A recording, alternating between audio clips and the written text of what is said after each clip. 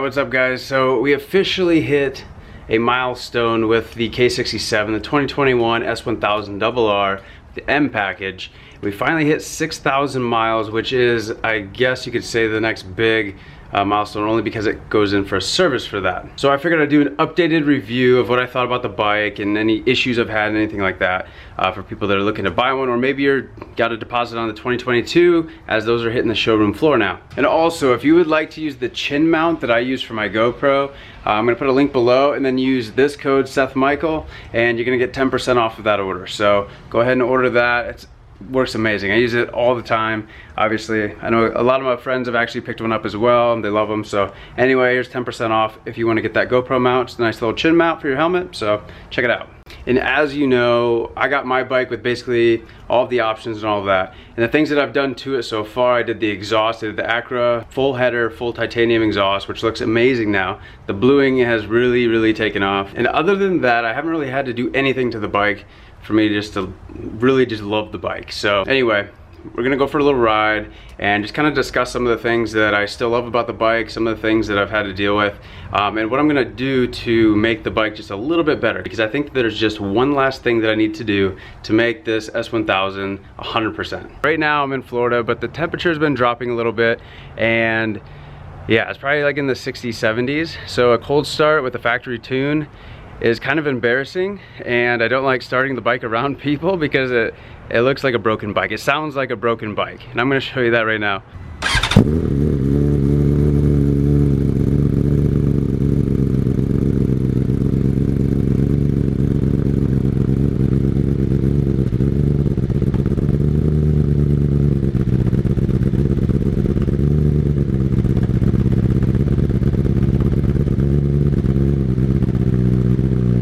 So as you can tell, it's got a rough start. If the bike doesn't run for a couple days, it's actually 10 times worse, and it sounds like it's gonna die. It catches itself, but it sounds like it's gonna die. And there's a fix for this, and that's why a lot of people go for the brentune. And I'm not gonna confirm nor deny whether or not I ordered a brentune, but that is the last real complaint that I have about this bike. Anyway, we're gonna go for a ride. It's evened out a little bit now, so it's running like a new bike, but yeah, we're gonna go for a ride and chat a little bit more. I really think I picked the worst time to do this video. There's nothing but traffic. It is a little colder out today. The cold start video that you guys just saw, I'm hoping that you picked up on some of the sound. I don't know how the microphone was, but anyway, that wasn't as bad as it's been. The other day it was a little chilly out, and the bike hadn't ran for like 5 days, and literally I thought the bike was gonna die. I started getting a little concerned. After it warmed up, after a couple of seconds, it actually evened itself out. RPMs dropped back down to normal, and apparently that's normal with the factory tune. I don't know if it's something to do with the O2 sensors. There's 4 of them, and it's constantly learning with its conditions. So I'm assuming that had something to do with it, but regardless, it was a little scary. So we've got 6,500 miles on the bike. I've had the bike since about May or April, or somewhere in there, but yeah, the bike is still, in my opinion, is still like brand new. We just got some miles on it. I like to ride. I know a lot of people with S1000s out there, at least from what I've seen, a lot of people, they buy them, they put some miles, but they typically sit in the garage, and that's not the type of bike owner that I am. Put a lot of miles on. Alright, so we're kind of doing another review of the 2021 S1000rr today, and I know I've already done a review, but we've had it for some time now. We've done 6,000 miles, 6,500 miles on the bike, and it's time for an updated review. And because I get a lot of comments, did you get a lemon? What problems have you had? This and that. And I figured I'd just put a video together just to kind of clear things up and answer as many of those questions as I can. And now that it's getting cold out, I'm definitely using these heated grips. The heated grips are amazing on this thing. I usually just stick them on to a level 2. I'm just riding in a hoodie right now.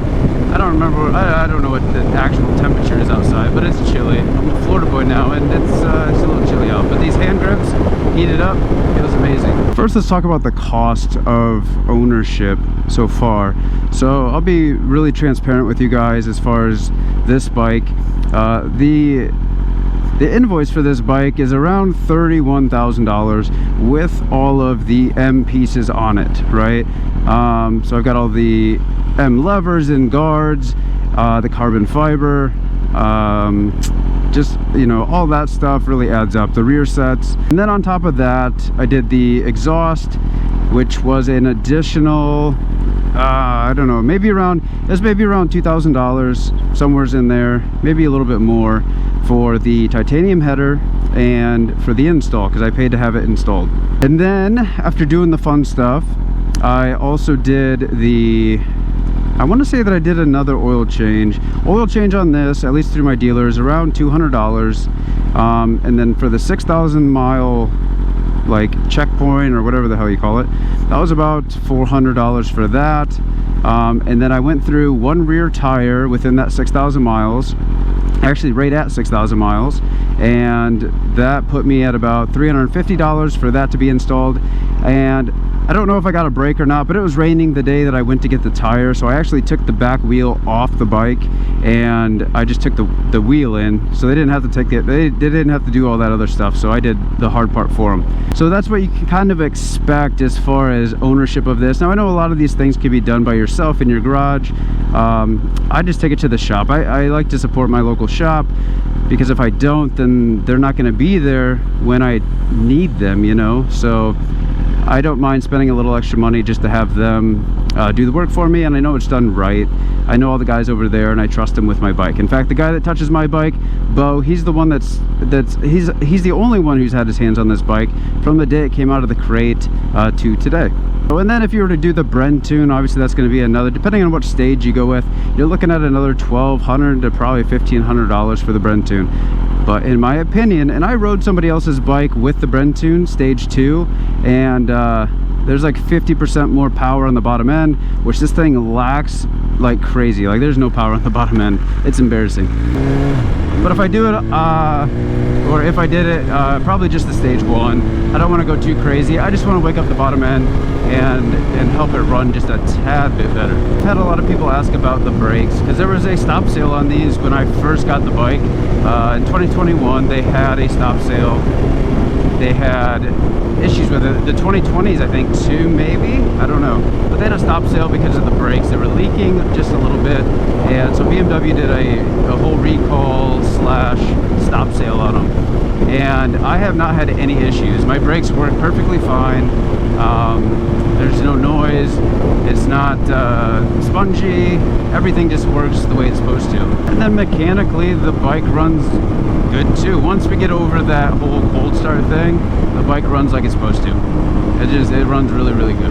Another question I get quite often is about the carbon wheels and how they're holding up.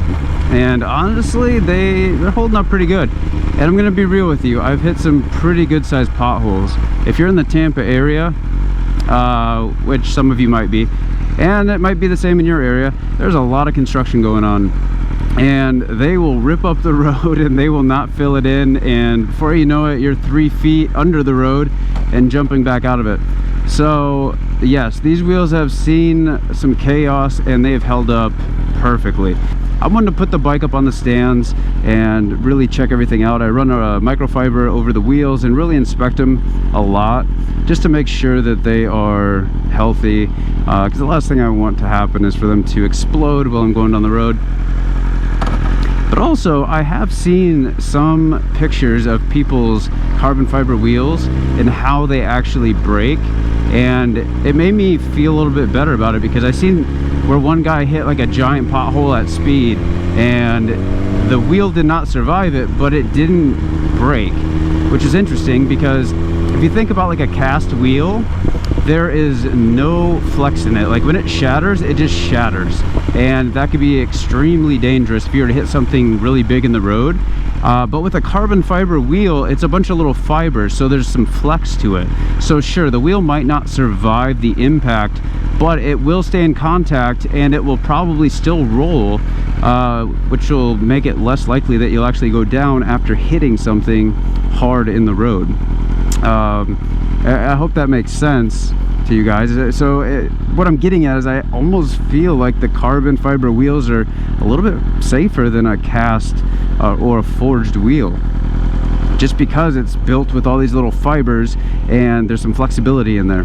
I really picked an awful day to do this. And I guess while I'm sitting here, I can talk about the steering dampener on this, which I really like. In fact, I don't think I'll ever want an electronic steering dampener ever again.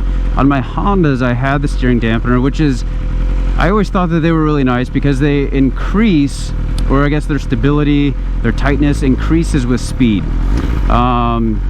Now, somebody correct me in the comments if I'm wrong, but I think somebody was telling me at least that when you're wide open in that speed, it actually doesn't, it's not tight. I mean, I never tested that theory on my CBRs. I didn't like crank the wheel super hard at speed.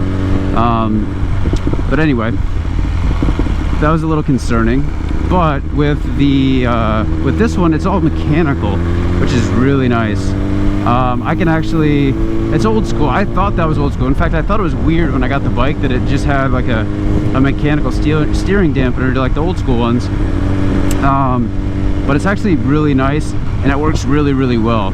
On my CBRs, you know, the front wheel starts coming up a little bit, and you hit a little bump or whatever, and you get a little bit of a wobble in there. I've had some pretty nasty tank slappers back in the day on a CBR. Not even back in the day, like a couple of years ago on a 2017 CBR 1000, and that was terrifying.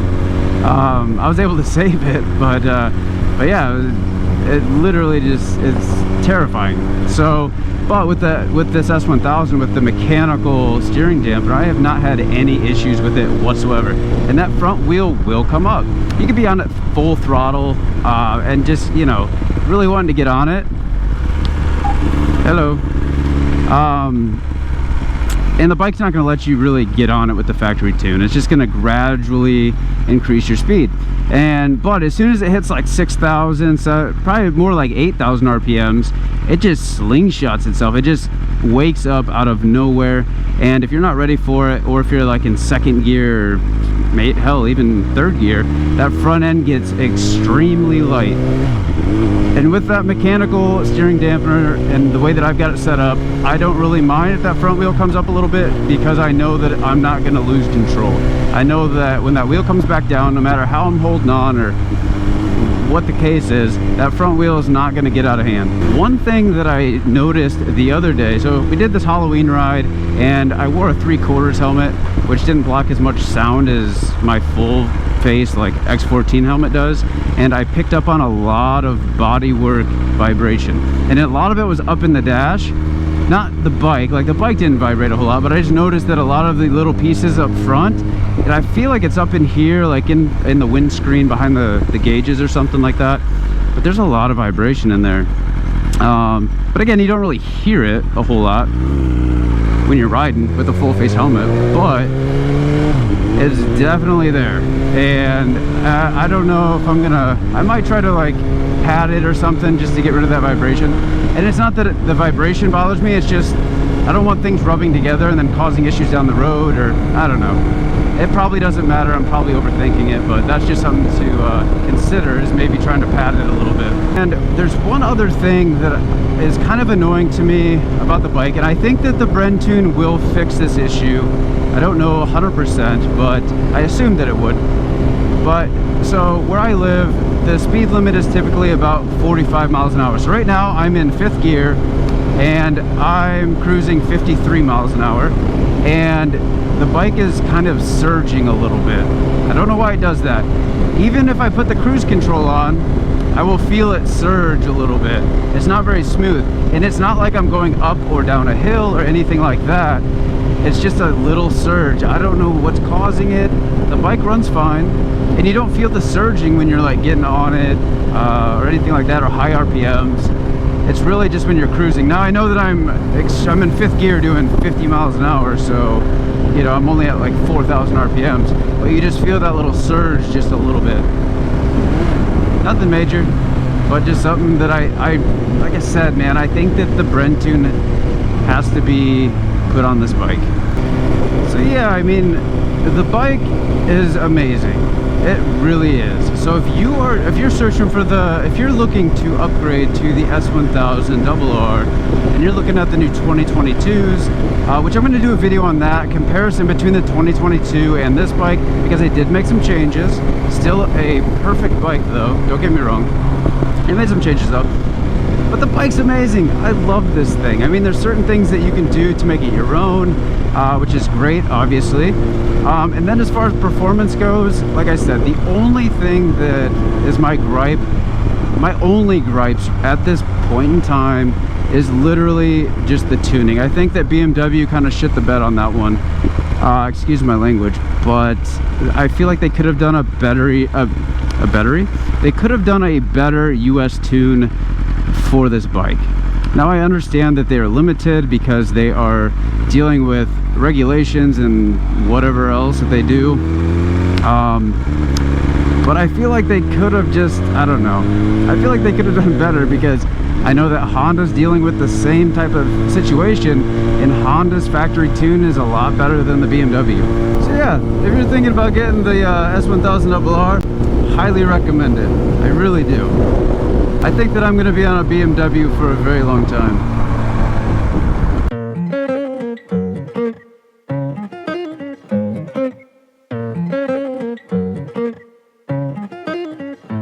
I've been on the road, I've been doing shows. Now we eating steak, remember sleeping on the floor. We stillin' at the gas station when the time was cold. In the kitchen, hot still trying to flip it out the stove. Rockin' fake J's, praying